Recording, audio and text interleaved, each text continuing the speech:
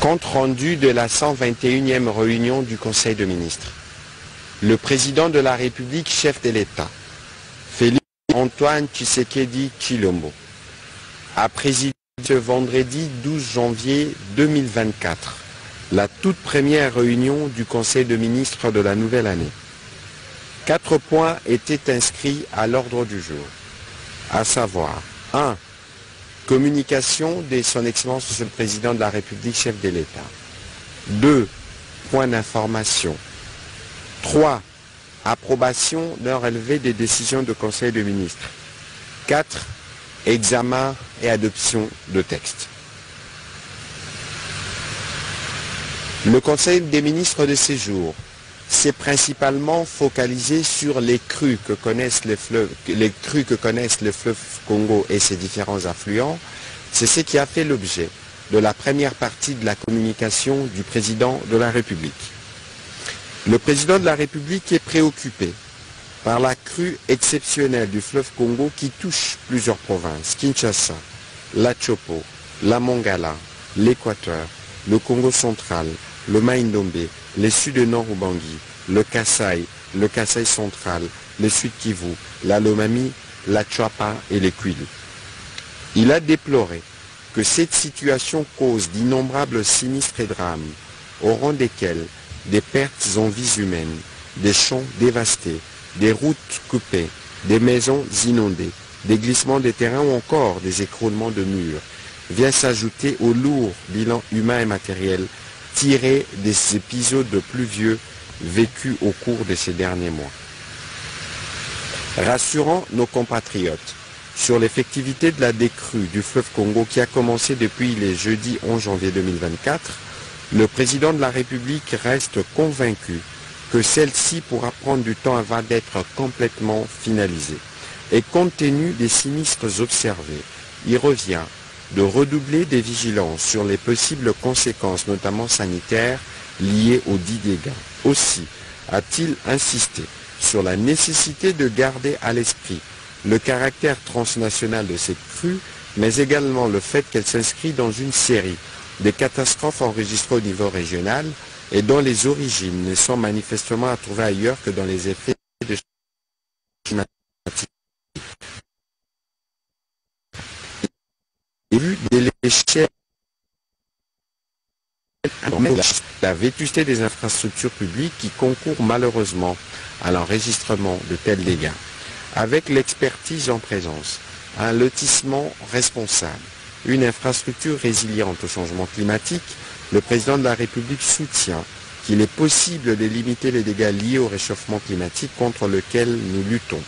Ces questions, a-t-il précisé, feront l'objet d'un suivi assidu au cours de prochains mois afin que puisse être renforcée la résilience de nos infrastructures face à la survenance de telles catastrophes. Enfin, et pour répondre à l'urgence provoquée par cette crue, le gouvernement, sous la supervision du Premier ministre, a été invité à prendre toutes les mesures qui s'imposent pour garantir une prise en charge holistique de populations sinistrées et assurer en même temps une veille pour prévenir la possible apparition des foyers épidémiques dans les zones touchées. Le deuxième point de la communication du président de la République a porté sur l'amélioration de la gouvernance publique dans la prise en charge des aspects de mobilité urbaine. Le président de la République a appelé à plus de réactions rapides et appropriées de pouvoirs publics face aux nuisances causées par les dysfonctionnements des services publics liés à la mobilité sur tous les types des réseaux routiers ainsi que des conséquences socio-économiques qui en résultent. En effet, concernant la mobilité des personnes et des biens, il a été constaté, outre les entraves provoquées par le manque de discipline des usagers de la route, la présence récurrente de quelques cas de figure bien précis pour lesquels l'inaction des services publics concourt à la persistance de ces phénomènes. Cette situation exige une coordination et une responsabilité de chaque acteur étatique dans la réalisation des missions qui lui sont dévolues ainsi que de moyens de fonctionnement des services publics conséquents. C'est pourquoi, tout en exigeant plus d'efficacité de nos services publics, le président de la République a chargé le Premier ministre de veiller avec les ministères concernés, en l'occurrence les ministères de l'Intérieur, des Infrastructures et des Transports à faire en sorte que les procédures d'intervention rapide soient clairement mises en place avec les entités administratives respectives des 10 ministères suivant les missions assignées. Pour ce faire, il faudra promouvoir une simplification dans les procédures d'intervention et d'exécution et au besoin vulgariser près de la population les services à contacter pour signaler les cas échéants, les problèmes qui surviennent sur les réseaux routiers. Le troisième point de la communication du président de la République a porté sur les retombées positives de la 28e conférence des parties des Nations Unies pour le climat COP28. Le président de la République a exprimé sa satisfaction au sujet des retombées de la conférence de parties des Nations Unies pour le climat qui s'est tenue à Dubaï en novembre dernier, principalement celle relative à la levée de fonds de partenariat pour la nouvelle économie du climat, dont les souscriptions s'élèvent à 62 millions de dollars américains. Ce fonds négocié dans le cadre du Forest and Climate Leadership Partnership a vu la contribution du pays tels que la France, les États-Unis d'Amérique ou encore l'Allemagne. Ces fonds vont principalement servir à structurer notre marché carbone. À ces sujets s'ajoute le fonds pour la création de l'Institut du bassin du Congo pour la nouvelle économie du climat, financé par la fondation Bezos Earth Fund et dont l'implantation se fera dans notre pays. Cet institut, qui aura une vocation à la fois nationale et régionale, réunira des experts et des scientifiques de renommée nationale et internationale pour travailler sur les questions liées à l'économie du climat en République démocratique du Congo et dans la région du bassin du fleuve Congo. Cet institut va coordonner, voire centraliser, les recherches des organismes existants dans les domaines du climat afin de créer une cohérence des politiques sur le climat dans notre pays et définir une stratégie globale du climat à court, moyen et long terme. La ministre d'État, ministre de l'Environnement et Développement durable et les ministres des Finances, en collaboration avec les cabinets du président de la République, ont été instruits de travailler en synergie en vue de garantir la bonne exécution de ces fonds. Il conviendra toutefois de s'assurer de procéder en amont à une bonne sélection de projets, tout comme de veiller à mettre à la disposition à temps à nos partenaires les informations nécessaires pour une meilleure coordination. Tout au long de ces processus, et même avant son lancement, il conviendra aussi de passer au peigne fin notre registre de crédit carbone, notamment son cadre légal, et combler les lacunes existantes afin de faciliter la continuité des projets liés à la nouvelle économie du climat avec nos partenaires. S'agissant de l'Institut du bassin du Congo pour la nouvelle économie du climat, le président de la République a instruit la ministre d'État, ministre de l'Environnement et du Développement durable, le ministre de la Recherche scientifique, le ministre de l'Urbanisme et Habitat, à identifier dans le meilleur délai un site qui pourra accueillir ces nobles instituts, de même que les meilleurs spécialistes qui pourront travailler afin de faire de ce pôle scientifique un pôle d'excellence et des références internationales. Dans la suite de la communication du président de la République, le Premier ministre chef du gouvernement a commencé par réitérer les sincères félicitations du gouvernement au président de la République pour sa brillante réélection après la confirmation des résultats de la présidentielle 2023 par la Cour constitutionnelle. Cette reconduction témoigne du soutien et de la confiance du peuple congolais à la vision et au leadership du président de la République pour poursuivre la mise en œuvre d'un État fort, prospère et solidaire. Il a souligné que le gouvernement qu'il a le privilège de diriger a la lourde tâche de matérialiser cette vision à travers les divers axes de son programme. La tenue de ces élections a aussi confirmé l'ancrage de notre pays aux valeurs démocratiques, tant soutenues par l'un de ses prédécesseurs, les patriarches Étienne Tshisekedi Mulumba, d'heureuse mémoire. Le Premier ministre a souhaité que les Très-Hauts puissent continuer à accorder au président de la République la sagesse, la force et l'abnégation dont il a fait montre durant son premier quinquennat. Sur un autre volet, Le Premier ministre est revenu sur la situation socio-économique où les perspectives économiques en Afrique sont peu reluisantes, ce qui présage une baisse du taux de croissance en raison de contraintes budgétaires et de l'inflation. Il a rappelé que beaucoup de pays africains ont été confrontés à d'importantes pressions inflationnistes en 2023, en grande partie à cause des prix élevés des carburants et des denrées alimentaires. Au plan interne et en ces débuts d'année marqués par l'ambiance électorale, le gouvernement demeure vigilant face à tous ces phénomènes. C'est dans cet ordre qu'il a présidé le 10 janvier 2024 la réunion hebdomadaire de la conjoncture économique qui a notamment évalué et pris des mesures par rapport à l'évolution du taux de change, la situation du stock des produits pétroliers ainsi que celle de prix de produits de première nécessité sur le marché. Le Premier ministre a conclu son propos en revenant sur la situation environnementale et humanitaire marquée par la crue des eaux du fleuve Congo et de ses affluents qui affectent plusieurs provinces et qui causent des pertes en vies humaines et des dommages matériels importants. Cette catastrophe naturelle à dimension multisectorielle requiert une réponse robuste des différents ministères concernés.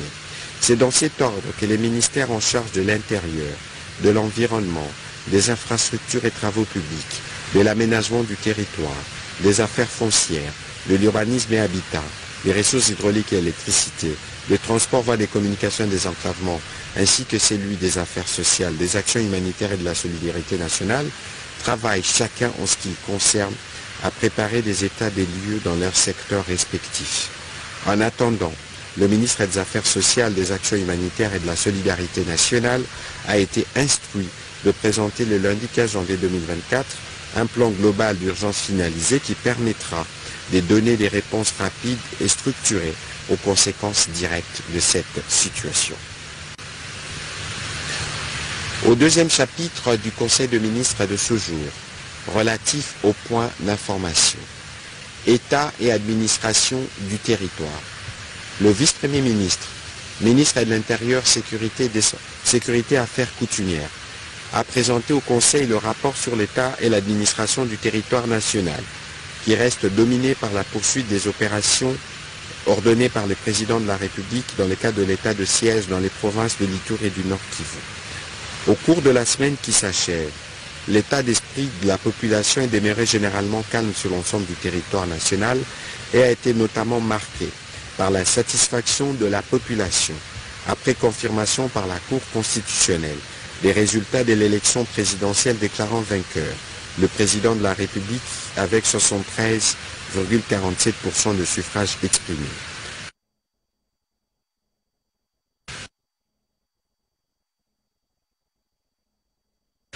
Des législatives à la décision d'invalidation par la candidat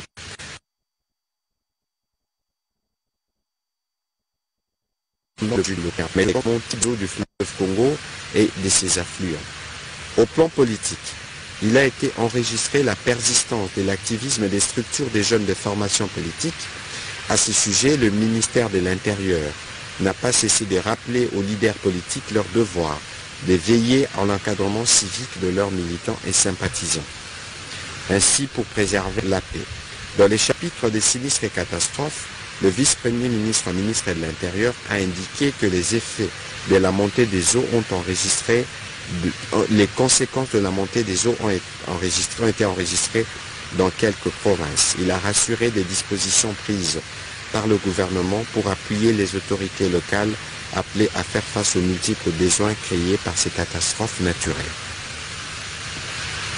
Toujours sur ces registres sécuritaires, le vice-premier ministre, ministre de la Défense nationale, a pour sa part présenté au Conseil la situation opérationnelle du pays dans quelques zones où les forces armées de la République démocratique du Congo font preuve de vigilance et sont déterminées à rétablir la paix, la sécurité et à restaurer l'autorité de l'État.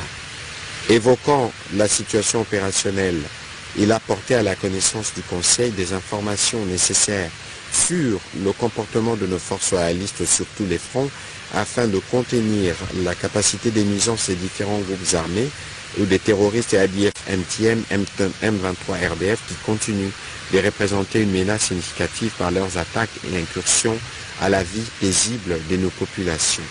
À l'ouest du pays, la situation demeure sous surveillance des forces de défense et de sécurité face à l'activisme des insurgés Mobondo actifs aux alentours de Kinshasa et dans les territoires de Kwamut.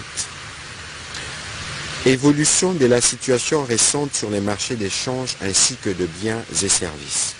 Intervenant en tant qu'invité au Conseil de ministres de ce jour, la gouverneure de la Banque centrale du Congo a présenté au Conseil l'évolution de la situation récente sur les marchés d'échange ainsi que de biens et services, dans un environnement économique mondial qui continue à subir le contre-coup de la recrudescence de tensions géopolitiques sur l'activité productive en 2024.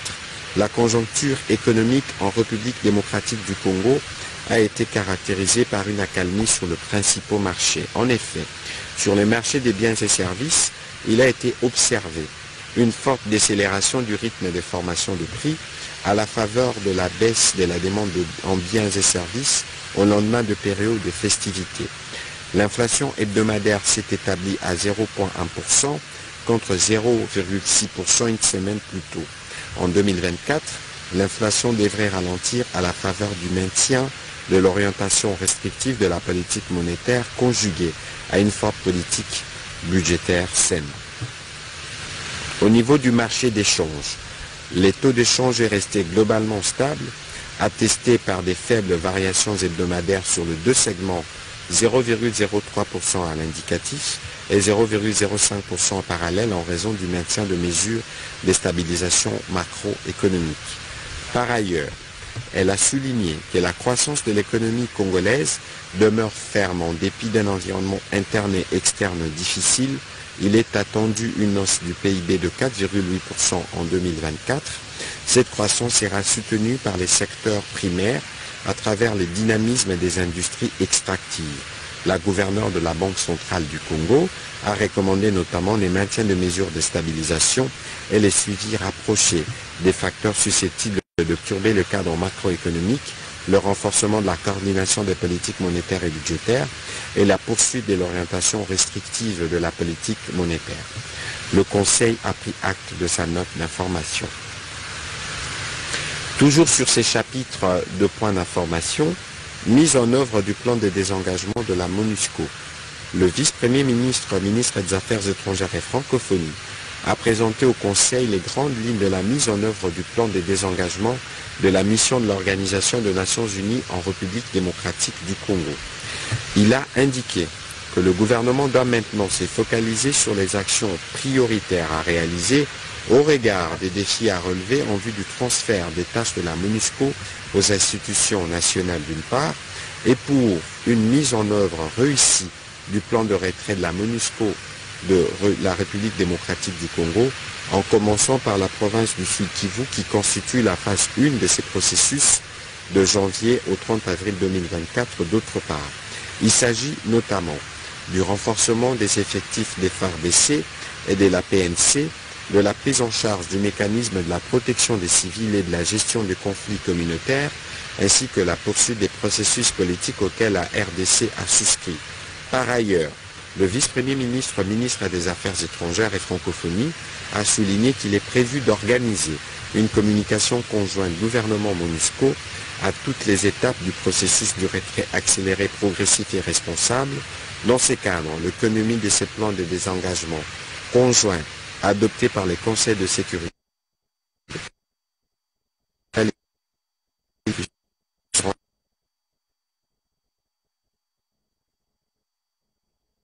présentés aux États-Unis en République démocratique du Congo.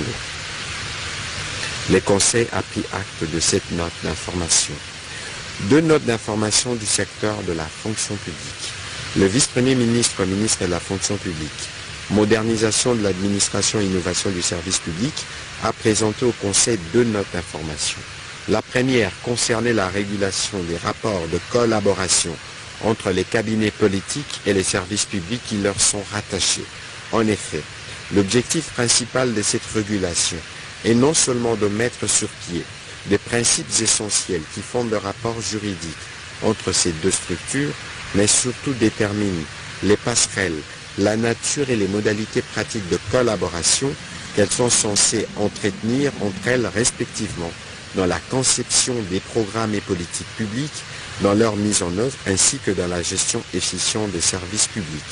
Quant à la deuxième note d'information relative à la 4e évaluation de la réforme sur la bancarisation de la paye des agents de l'État, avec option de migrer vers la solution des paiements par mobile banking, cette évaluation a permis de dresser un diagnostic sans complaisance sur les points forts et les points faibles de cette réforme en chantier depuis maintenant plus de 10 ans, en faisant participer toutes les parties impliquées, en l'occurrence les membres du comité de suivi de la paye, les responsables des services utilisateurs des agents, les délégués syndicaux, les ordonnateurs délégués principaux, représentants provinciaux représentant les comités provinciaux de suivi de la paye, les opérateurs de la paye, banques et autres institutions des microfinances, ainsi que les services de contrôle des finances publiques tels que la Cour de compte et l'inspection générale des finances. Par ailleurs, le gouvernement a déjà levé l'option de poursuivre avec la bancarisation de l'ensemble des dépenses publiques dans la paye des agents. La question principale était donc de savoir comment aller plus loin dans cette réforme, le retour au paiement en liquide par les comptables publics n'étant plus envisageable. Il a été recommandé les axes d'action ci-après. Développer des nouveaux mécanismes de paiement tels que le mobile money afin de garantir la proximité dans les zones à accès difficile.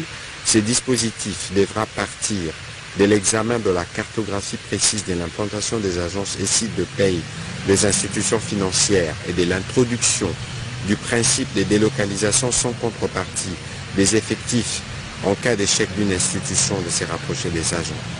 Dans ces contextes, la répartition des effectifs sur base du volontariat devra être abandonnée. Renforcer les mécanismes de délégation de compétences aux comités provinciaux de suivi de la paye qui œuvrent auprès des agents dans les zones les plus difficiles d'accès. Unifier les comptes de rémunération de chaque agent dans la perspective de réduire également les charges découlant des divers frais bancaires payés par l'agent et dans certaines situations par les trésors publics. Le Conseil a pris acte de ces deux notes d'information. Deux notes d'information du secteur de l'environnement.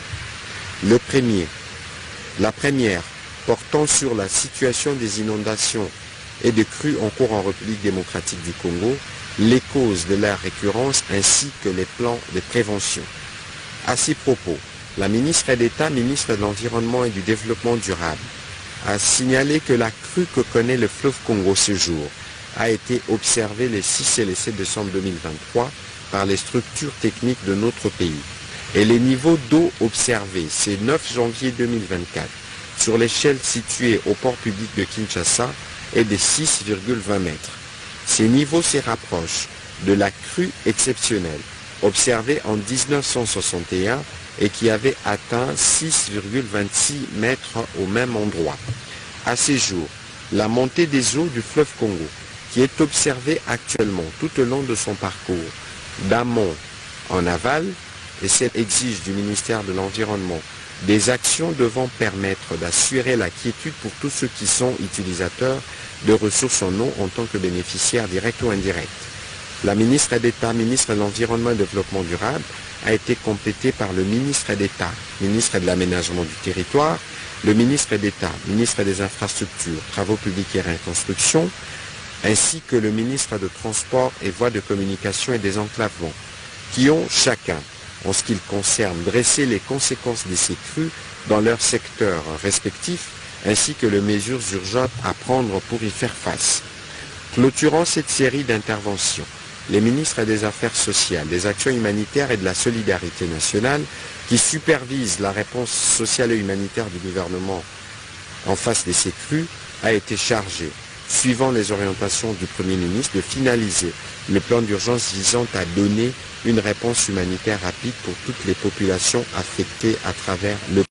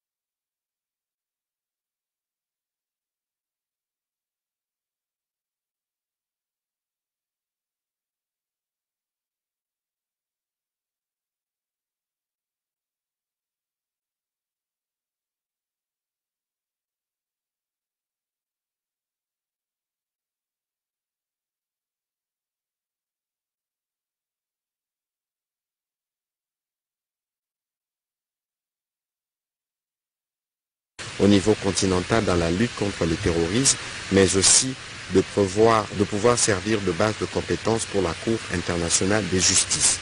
Après débat et délibération, le Conseil a adopté ces projets de loi.